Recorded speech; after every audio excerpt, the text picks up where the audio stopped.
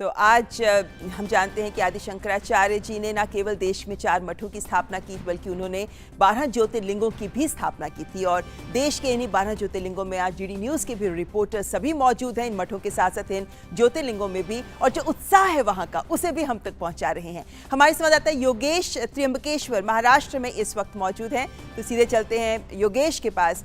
योगेश, सबसे पहले यही जानना चाहते हैं कि क्योंकि आम जन को इन ज्योतिर्लिंगों के बारे में ये तो पता है कि इनकी क्या महत्व है, लेकिन इनके पीछे की कहानी क्या है, क्या महत्व इनका अन्य शब्दों में बन सकता है, उसके बारे में सबसे पहले आपसे जानना चाहेंगे। आप त्र्यंबकेश्वर में मौजूद हैं, यहाँ के ज्योतिर्लिंग की क्या महत्ता है?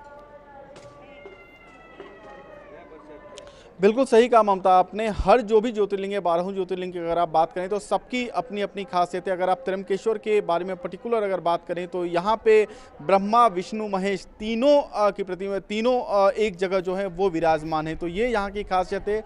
इसके अलावा ब्रह्मगिरी पर्वत से सटा हुआ ये ज्योतिर्लिंग है। बगल में जो है गोदावरी नदी, हमारे कैमरा पर्सन आपको दिखाएंगे, आप अगर कैमरा पर्सन दिखा सकें तो देखिए ब्रह्मगिरी पर्वत आपको दिखेगी, और यहीं पे जो है गोदावरी का उद्गम स्थल भी है, जो कि गोदावरी यहाँ से निकलती है। एक बड़ा ज्योतिर्लिंग जो 12 ज्योतिर्लिंग, हालांकि 12 ज्योतिर्लिंग में जो जैसा मैंने आपको बताया कि सबकी अलग अलग खासियत है। यहाँ पे हमारे साथ प्रशांत गायधनी जी हैं जो कि ट्रस्टी भी हैं और साथ में पुरोहित समाज के अध्यक्ष भी हैं। हम चाहेंगे इनसे यहाँ के बारे में विस्तार से जानें। आप जरा संक्षेप में हमें बताइए कि क्या विशेषता है यहाँ के ज्योतिर्लिंग? ज्योतिर्मय स्वरूप में अखंड शिव जी का जहाँ वास है उसको ज्योतिर्लिंग बोला गया है। संपूर्ण भारतवर्ष में ये 12 ज्योतिर्लिंग है। अखंड जहाँ शिव जी का स्थान है, ऐसे ये 12 स्थान है। इतने अद्भुत और अद्वितीय ऐसा ये त्र्यंबकेश्वर का स्थान है। इसमें सृष्टि के निर्माण करने वाले देवता ब्रह्मा जी, पालन करने वाले देवता विष्णु जी और संहार करने वाले देवता शिव जी, ये तीनों देवताओं का एकत्रित रूप में वास है, इसलिए इनको त्र्यंबकेश्वर बोला गया है। गौतम ऋषि ने गो हत्या के पाप से मुक्ति के लिए शिव को जहाँ प्रसन्न किया, और जहाँ शिव जी का अखंड स्थान है त्र्यंबकेश्वर, ये ज्योतिर्लिंग की भूमि है। इसके अलावा गोदावरी का जन्म स्थान ये है। इसी तरह भारतवर्ष के जो 4 कुंभ के स्थान हैं, इनमें श्री क्षेत्र त्र्यंबकेश्वर ये कुंभ का स्थान है।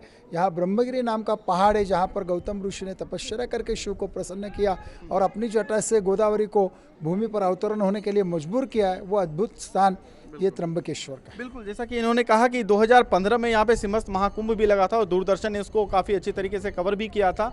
और जैसा ये बता रहे हैं कि यहाँ पे कई सारी चीज़ें हैं जो प्रासंगिक हैं। लोग अगर नासिक आते हैं तो त्र्यंबकेश्वर के अलावे पंचवटी है बगल में, इसके अलावे रामकुंड है, कई सारी ऐसे दार्शनिक जगह हैं जो कि लोग जाना चाहते हैं। एक बार बताइए, जो प्रधानमंत्री का आज का कार्यक्रम आपने सुना, जो कि प्रधानमंत्री एड्रेस करे थे, कई सारी चीज़ों को उन्होंने रखा। आप उसको, चूँकि आप मंदिर से जुड़े रहे हैं, काफ़ी चीज़ों को आप काफ़ी करीब से समझते हैं, अनुभव है इन सब चीज़ों का, आप उसको कैसे देखते हैं? बहुत ही सुंदर और अद्भुत प्रेरणादायी आज का कार्यक्रम था। 8वीं सदी में आद्य शंकराचार्य जी ने संपूर्ण भारतवर्ष के ज्योतिर्लिंगों को एक दूसरे से जोड़ने का काम किया।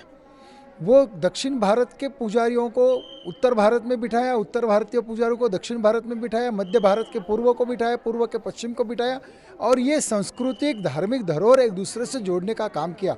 आज आदरणीय प्रधानमंत्री नरेंद्र जी मोदी के द्वारा केदारनाथ में आदि शंकराचार्य जी के प्रतिमा का जो विमोचन लोकार्पण हुआ, उसके द्वारा उन्होंने जो संबोधित किया संपूर्ण भारतवर्ष के 12 ज्योतिर्लिंगों को आज के ये आधुनिक युग से, ये के माध्यम से, ये टीवी के माध्यम से एक दूसरे से जोड़ने का काम किया, और संपूर्ण भारतवर्ष के करीब करीब 80-90 जगह में धार्मिक स्थान में ये एक दूसरे को समझने का मौका मिला। आज ज्योतिर्लिंग त्र्यंबकेश्वर के मंदिर के प्रांगण में सैकड़ों लोगों ने केदारनाथ जी के दर्शन किए, आदरणीय प्रधानमंत्री जी का लघुरुद्राभिषेक पूजन देखा, आदि शंकराचार्य जी के मूर्ति का अनावरण समारोह देखा और उनका संबोधन सुना, और उसने बड़ी प्रेरणा यहाँ मिली है कि 8वीं सदी के बाद में आज ज्योतिर्लिंगों को जोड़ने का काम कोई कर रहा है तो आदरणीय प्रधानमंत्री जी। बिल्कुल, जैसा प्रशांत गायधनी जी बता रहे थे, बड़ी जो है बड़ी संख्या में यहाँ पे लोग आए थे, डिवोटीज आए थे, और सबसे अच्छी बात ये थी कि जिस तरीके से स्क्रीन पे सारे जो बाकी ज्योतिर्लिंग हैं, जिस तरीके से अलग अलग जो हमारे सहकर्मी हैं रिपोर्टर्स,